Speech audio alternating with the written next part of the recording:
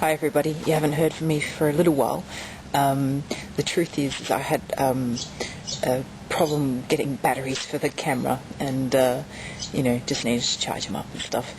But everything's going well in the garden, and this morning I just wanted to share how I feel like I'm fairly wasteful with food, and that like I'm not really using what I do have. I'm just going to give you a little example. Okay, so this is, I actually bought breakfast the other day, if you can believe it, and down the edge is the leftover bits of the birch muesli, which is the kind of soaked oats that they put apples onto, and then we have little bits of leftover steak that we've chopped up, and then some sprouts that I bought for some tom yum soup. And I did use some, but of course I'm going to waste the bulk of them. And then I chucked some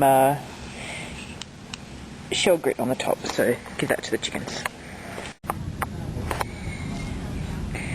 So I seem to be doing things a bit piecemeal, but that doesn't mean I haven't been enjoying it.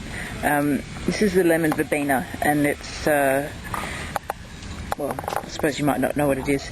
It's a leaf tea, essentially, and I know my husband in particular likes to make lemon verbena panna cotta, which is a boiled cream dessert flavoured with the lemon verbena. The French apparently particularly like the tea. It smells citrusy and fresh and fairly delicious, actually, the smell.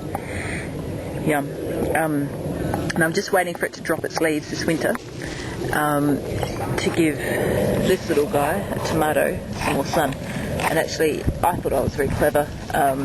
This is actually a Siberian tomato from Diggers, and it's meant to be quite good in the cold weather, with a fairly short period until it sets fruit. Around this area, I've also planted some irises and jonquils. Now, this cow has gotten really massive, and I'm really happy with how it's gone. But it seems to be getting some aphids and things, so I'm going to try Christian's pesticide, which is just soaking in the cupboard at the moment.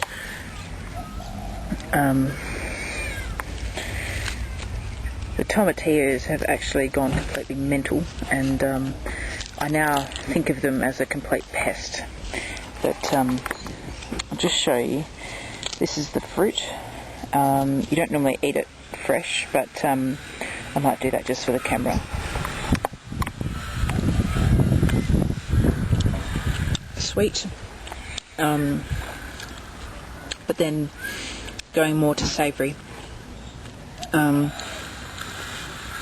Crunchy, not as crunchy as an apple, kind of a cross between an apple and a tomato, really. You can see the seeds there. This is quite a good one, bigger than some of the others.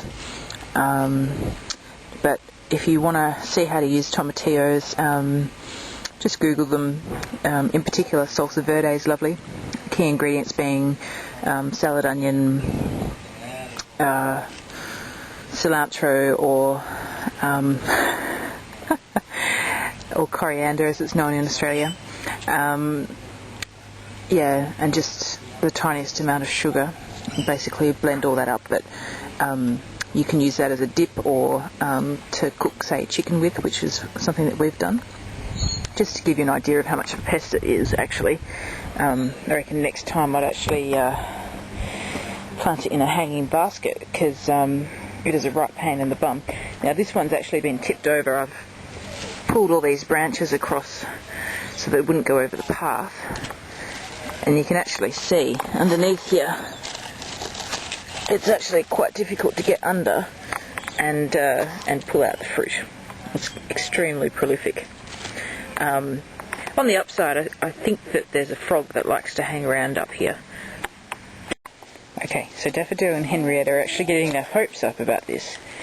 But, oh, look, it's a tomatillo that's run away. They don't like them. This is where the snake beans were. I've cut them away and direct sown some silver beet and a few other bits and pieces. So hopefully they do well.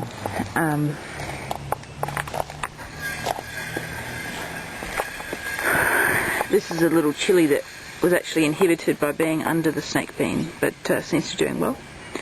And I direct sowed some beets into this trench, but then I read that apparently parsley inhibits germination, so I've got actually parsley all the way along this trench except for this first beginning bit. So there seem to be a few little things that have come up, but I can't guarantee that the leeks will actually come up. But anyhow, we'll see how we go. You can see tomatillos taking up almost the whole growing area in here. We have some lovely basil, obviously winter time here, but or autumn rather, but it is still growing. Broccoli. The thing which is fun is I've actually gone and bought some dwarf peach and nectarines, so they're lovely. I think I'll keep them in pots, but I haven't quite decided. And my chocolate pudding fruit, which is absolutely lovely. And I think that might be a Lebanese cucumber or something random I popped in there. Okay, so we've got lovely pawpaw. This is the biggest. There's quite a number of other ones actually. I've got probably at least 10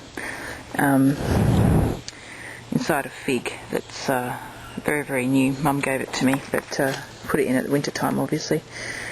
I think that might be a zucchini, but I'm not sure. And direct on coriander. Here are some of the other pawpaws that I've started. Bit of an update on the sweet potato. I've started it in the pot, in the jar, sorry. And it's started well. I've now put it outside in this bed, and I'm anticipating that it'll grow roots down into this bed here. I had originally thought that this would be my lovely picking herb area in the backyard, but it's become really obvious that it's not appropriate because it's in winter shade all the time, except for in the very late afternoon. But this chilli is still doing alright. It seems to be handling the indirect light quite well. The people that we bought it from, the tag said it was a purple tiger, but it's not. But they are quite lovely, very pretty, red to purple, depending on how ripe they are.